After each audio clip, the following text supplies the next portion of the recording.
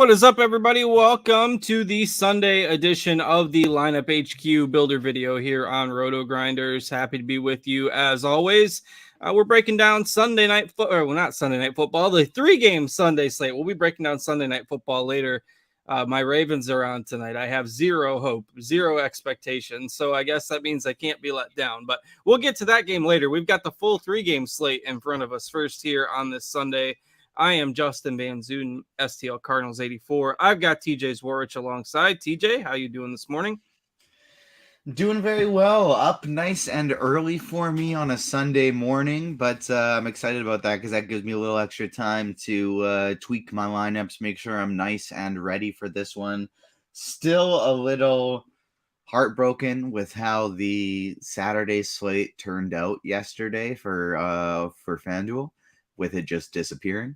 But other than that, doing pretty well. Life's good. How about you? Yeah, not too bad. Again, until my Ravens play tonight, probably be a little disappointed then. But until then, looking forward. At least I can watch the first 2 games without being sad. So, and we'll see if maybe we can make some money along the way as well. Maybe I'll just load up on the Bengals and have the emotional hedge that way. But yeah, at least we got 3 games today, so a little bit more to break down. We've got 2 pretty big spreads with the 2 teams, obviously the Ravens and the Dolphins rolling out backup quarterbacks today. So that has Buffalo as a nearly 2-touchdown favorite over Miami, Cincinnati about an 8-9 point favorite over Baltimore. And then we have what should be the most competitive game of the day, at least on paper, between the Giants and the Vikings. So we'll kind of go through and we can break it down by position here. I've got Draftkings up on the screen share, and then we'll go through Fanduel as well and touch on any differences. Yeah, we can go ahead and get kick started and talk about the quarterbacks that we have on this slate. Obviously, the top 2 are Josh Allen and Joe Burrow. And those 2 guys, though, those games have the biggest kind of blowout risk on the slate. So really interesting to see how you're approaching that. How are you planning to handle your quarterback exposure today? It's tough. We got Daniel Jones as being kind of the best point per dollar play.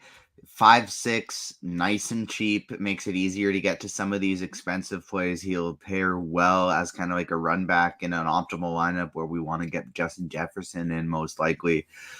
But at the same time, it's kind of hard not to like Josh Allen. And so those are the 2 that I'm probably leaning towards on DraftKings, Daniel Jones or Josh Allen. But I don't hate the idea in tournaments of just rolling with a full stack of Kirk Cousins and the Vikings either.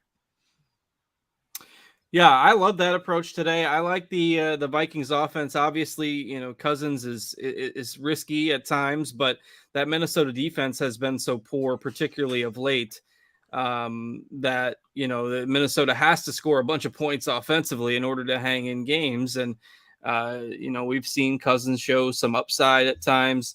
The big comeback win over the Colts towards the end of the regular season. He had 4 touchdowns in that game, had 3 touchdowns and threw the ball 48 times. You can see on the game log when he faced the Giants just 3 weeks ago. So I like Cousins today if you want to take the angle of the blowout risk.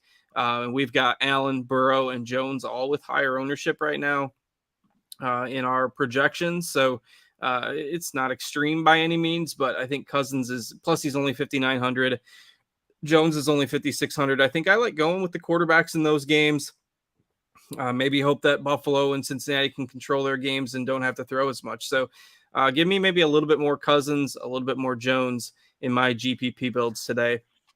Then we got, a couple cheaper quarterbacks. Huntley expected to play for the Ravens.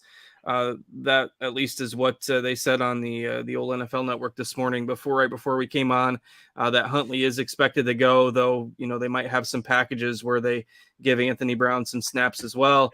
And of course, you've got Skylar Thompson starting for the Dolphins today. Any interest in punting with those guys? I mean, I don't necessarily think the discount from Cousins or Jones is enough to make me want to jump aboard Huntley or Thompson. Nope. I'm out. I'm not playing these guys. And honestly, it's exactly like you said. The discount's not enough. And even the guy like Joe Burrow, who I really like his upside for tournaments today, I think I would just rather play him on FanDuel, where his price is closer together with Daniel Jones and Kirk Cousins.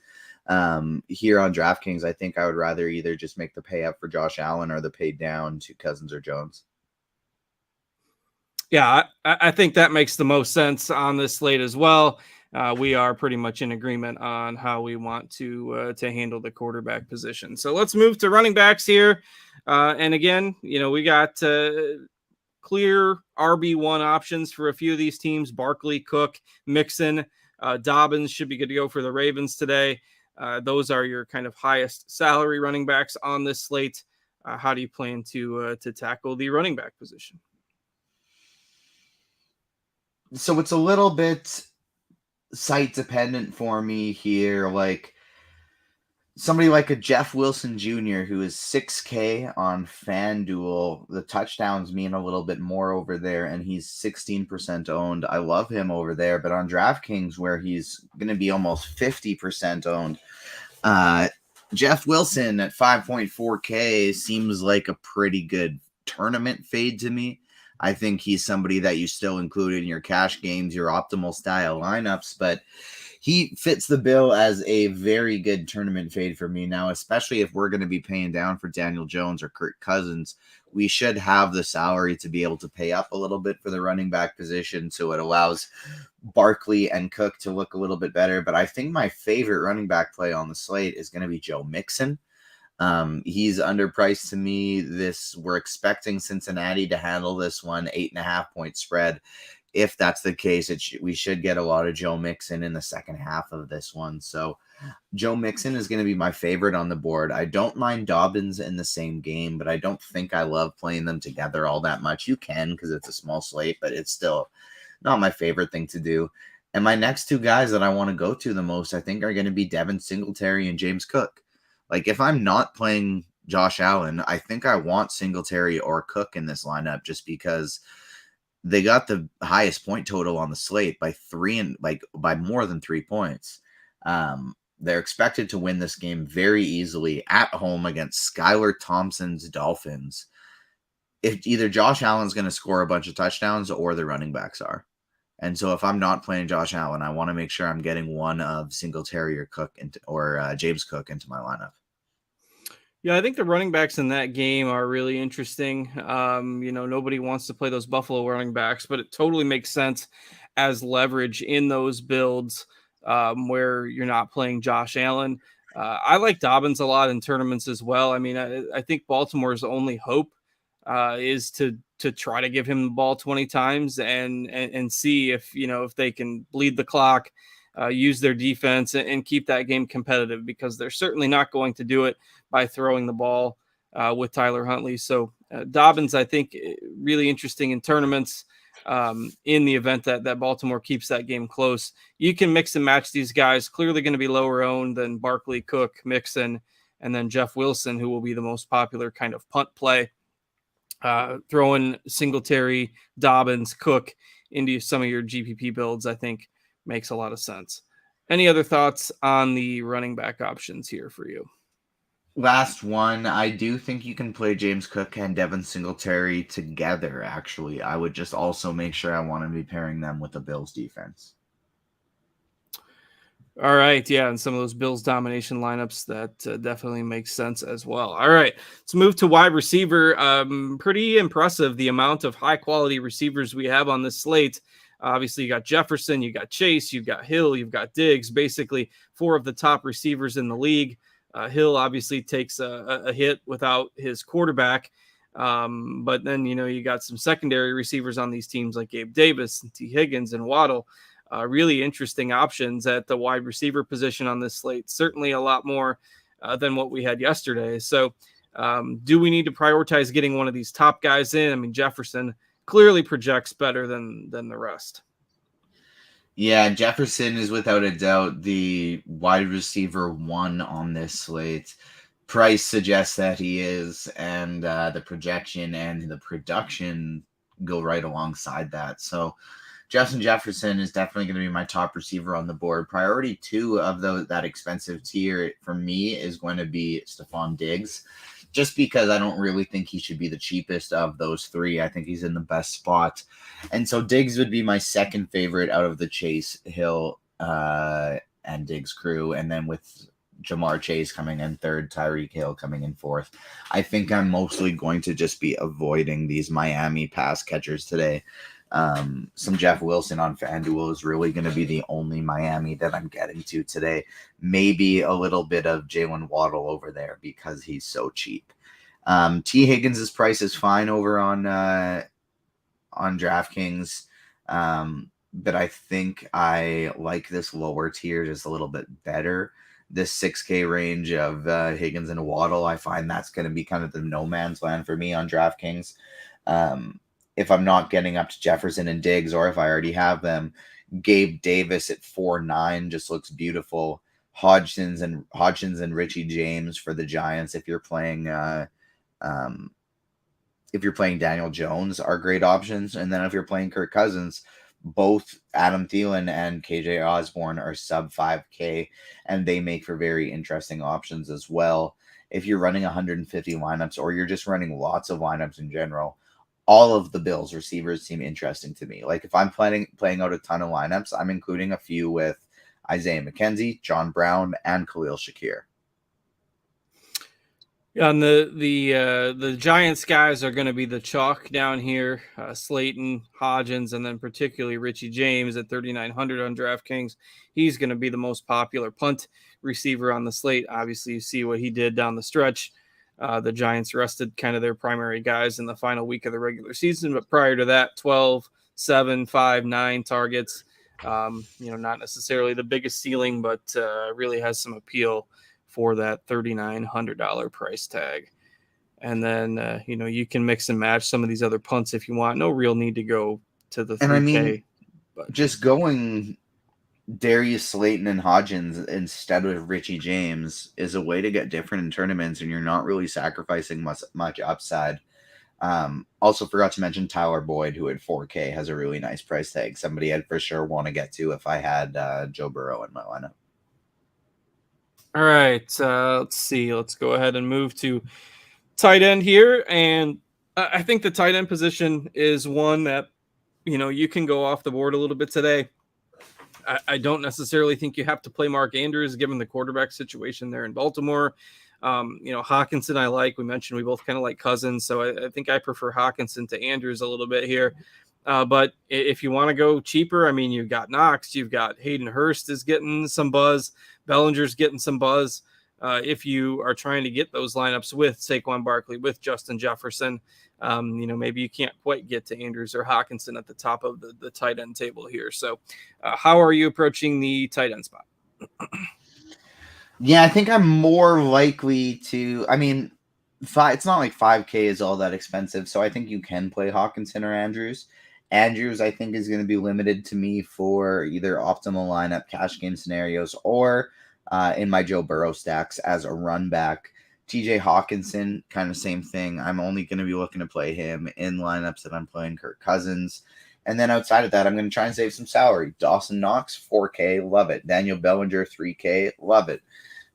Those are going to be my two favorite spots here. And then if I'm running a ton of lineups, 150 maxing type scenario, I would include Isaiah Likely in the pool, and I would definitely include Hayden Hurst in the pool as well. Yeah, Likely a good receiving tight end. He's produced some numbers for the Ravens when he's been given the opportunity.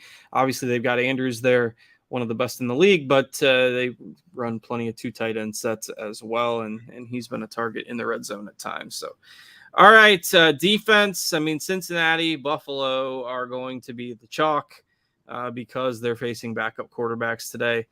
Any hot takes defensively for you? Buffalo is going to be my favorite just because I like the build of pairing them with both of their running backs. Like, I like the idea of going Buffalo with James Cook and Devin Singletary in tournaments, and then loading up on these other games for it to fill out the rest of my lineup. So the Bills are going to be my favorite, especially in optimal lineup type, single entry type scenarios, but they're also going to be by far the highest owned. So the Bengals, totally fine pivot.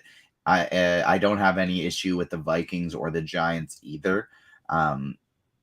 This could be a high-scoring game, but I could also see these QBs giving out some turnovers as well. I'd rather take a shot on the Ravens than the Dolphins just because I think they're a much better defense, but the price difference isn't that big that I feel like I'd have to take that shot. Yeah, I like the Ravens defense as well in those Dobbins builds. Again, the only hope they have to win this game is to keep it low scoring, to ride Dobbins in that defense and hope they make some plays. Certainly not the most expected outcome in my book, but probably the one way that they could Well, and I potentially stay mean, in this one. and even if they don't come away with the win, I know, like, obviously as a Ravens fan for you, you're hoping they do, but just look at the Chargers-Jags game yesterday. If you played the Chargers defense and a Lawrence stack, you were good. Now, obviously, Purdy was the optimal quarterback yesterday, but Lawrence still had a very big game against his own defense too. So you can still play Cincinnati players and roll with Baltimore defense because they are a good defense. They could just simply get some sacks, get some turnovers, and they could end up being the optimal lineup even if Cincinnati wins this game and puts up some points. So I think they're pretty interesting spots. Before we pivot over to FanDuel here, we got I'm impressed with the amount of people watching we got here early in the morning, ready for some football bright and early. Let's hit the like button for us as well here. All right, yeah, hit that like button. And Donnie Watson says Osborne and Thielen look good as pivots off the cheap New York Giants receivers. If you're stacking Cousins, don't necessarily disagree with that. And they're lower owned than Jefferson and Hawkinson. So if you're looking to maybe go a double receiver stack on the Vikings today, you can roll one of those guys maybe as your second receiver. So, all right, let's pivot over to FanDuel here. And you kind of hit on a few of these notes as we went through DK. And one of them was, you prefer Burrow on FanDuel where his price tag is a little bit closer to Cousins and Daniel Jones. And you can see that he's only 500 more than Cousins, only 600 more on Daniel Jones. But we'll just kind of go through some of the differences with FanDuel compared to DraftKings. And I'll let you take the lead there. Your thoughts on quarterback on FanDuel? So weirdly enough, in optimal lineups, I kind of want to fill this out last, leaning towards Joe Burrow. But if I have the salary, I'll get up to Allen. If I don't have the salary for Burrow, I'm totally fine with making the pivot down to Daniel Jones. In tournament lineups, I just kind of mainly want to be making a stack, and so I will play Josh Allen, and then when I do, that's when I want to mix him with Stephon Diggs, Dawson Knox, and Gabe Davis. I want to play a 3-man stack with him. Joe Burrow, I don't mind T. Higgins' price tag over here. Jamar Chase, you can get to him. Tyler Boyd is a little bit more expensive over here. And so interestingly enough, Burrow's actually tougher to do a full stack with on FanDuel than he is on DraftKings over here because they're a little more expensive. However, we've seen him run in some touchdowns before, and just that 8K price tag, I think if you're doing like a single stack with him, he makes for a nice sort of optimal style quarterback at over $1,000 cheaper than what's his name, Josh Allen. Josh Allen. How tough guy to remember. Josh Allen, he's just so unremarkable and so not exciting to watch. It's all right. It's early. Yeah, exactly. Josh Allen is like, from a raw points perspective in a vacuum, I want to get to him, but I think the salary saving of Joe Burrow is going to be my favorite way of doing it. But if you get into some Daniel Jones, I don't have a problem with either. Like Jones and Kirk Cousins both just feel a lot easier to stack with on FanDuel. On FanDuel, you can play Richie James, Isaiah Hodgins, and Darius Slayton, and the most expensive one is $6,400. The highest owned one is still going to be like under 15% owned, 20% max. And so really it comes down to, in optimal lineups, I think I want to go a skinny stack with Burrow. And then in my larger field stuff, Burrow is the toughest to do the full stack with, but I also think he's going to have some of the lowest owned full stacks. So I kind of like Burrow as my optimal, but then I'm going to be mixing and matching the 4 main QBs throughout my tournament lineups, and I'm just not going to mess around with Skylar Thompson or Tyler Huntley. Yeah, I mean, I think most optimal lineups will look, something like starting this way. You get Jefferson and Barkley in there. I think they're going to be the two most popular skill players. You get Burrow with one of his receivers. Higgins is a little more gettable than Chase. You go with a cheap tight end like Dawson Knox. Hawkinson 7K on FanDuel, so a little bit tougher to get to. You get your defense in here. And then you've got 5,500. So you're going to need some values to round it out, but that's where you can mix and match those Richie James, Slayton, Thielen types of guys, or get your Devin Singletary.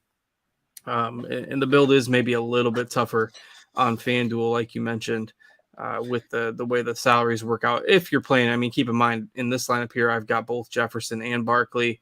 Do you think you do that in an optimal build? I think I skip Barkley just because of how expensive he is. So you go, what, Wilson or Cook? So I don't mind Wilson and Cook. But I think I want to make a rule that I will have Joe Mixon or Joe Burrow or the Baltimore defense. Joe Mixon, Joe Burrow, or the Baltimore defense in every single one of my lineups. And so with this one, we have Joe Burrow. Don't necessarily need Mixon. If I'm not playing Joe Burrow, I want to have Mixon in there. I also want to go with at least one of Josh Allen, Devin Singletary, and James Cook in every single one of my lineups, because I think these guys are going to score some points. I think they're going to win the game. And if I don't have Josh Allen, I want some piece of the running game from that offense, just to kind of think, all right, I have a piece of this offense that directly correlates to Josh Allen failing. So in a Burrow build, I want to make sure I get Singletary or James Cook, probably Devin Singletary, just because of how closely they're priced together. And so I'd probably plug him here and then just try and find a cheap receiver to pair in, and then see how much I have for one of the running backs at the flex position, whether it be Dobbins or whether it be Mixon or whether it be Cook. Yeah, you see that if you're not playing Barkley, it does give you a little bit more flexibility there with the rest of your lineup.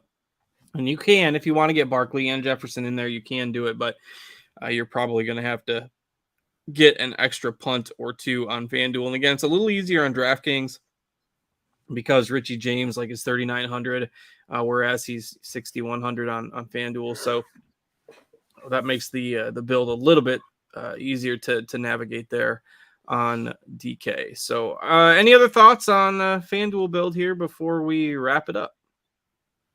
No, I think that's about it. Honestly, the more I think about it, just with how some of these salary options work, I do think one of my favorite builds might end up being a Daniel Jones stack. Play him with 2 to 3 of his pass catchers, get a double exposure to running backs from Buffalo, or play Jeff Wilson instead of one of them. Get me some Joe Mixon, so I have the 2 exposures to the large, heavy favorites, and then do a Daniel Jones stack with just basically a full game stack from that game. I think that's going to be one of my interesting ways to go about tournaments, because it really allows you to get lots of different fun pieces from some important pieces, the running game from the heavy favorites. And then it also gives you exposure to the passing game in the game that's supposed to be a tight spread. So that's another thing I kind of like playing around with today. All right. Good stuff. And as always, appreciate you checking us out. Drop a thumbs up on the video. Subscribe to the channel. We appreciate that and all your support here at RotoGrinders. And we'll keep you covered here throughout the day with plenty of content. We got an NBA slate tonight as well. We've obviously got lots of football action. So we'll have a pre-lock show at 12:30. Britt and Tim will be on that before the first game. And then TJ will be back with Will breaking down the right before the second game at 4:00. And then we'll have the NBA crunch time tonight. And then I'll be back with Andre before the Sunday night game. So we've got plenty of shows to keep you covered throughout the day with football here on RotoGrinders. Thanks to TJ for joining me. Thanks to Steve for producing behind the scenes as well. I am Justin. Enjoy your Sunday, everyone. Have a good one. We'll talk to you later.